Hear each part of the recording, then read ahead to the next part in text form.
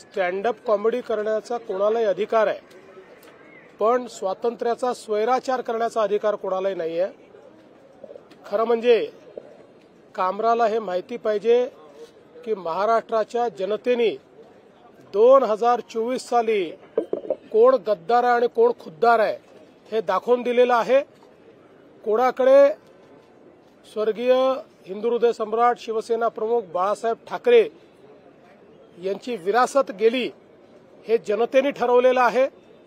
त्यामुळे अशा प्रकारे खालच्या दर्जाची कॉमेडी करून आणि राज्यातल्या माजी मुख्यमंत्री, आताचे उपमुख्यमंत्री, राज्यातले वरिष्ठ नेते ज्यांच्याबद्दल राज्यातल्या जनतेमध्ये आदर आहे त्यांच्याबद्दल अशा प्रकारचा अनादर करण्याचा कोणालाही अधिकार नाही।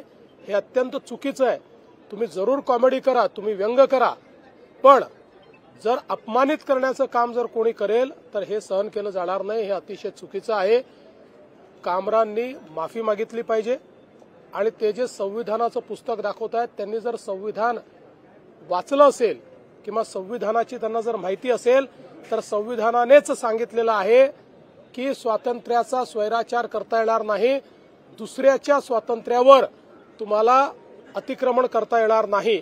आणि म्हणून आमची मागणी आहे की त्यांनी या ठिकाणी माफी मागितली पाहिजे।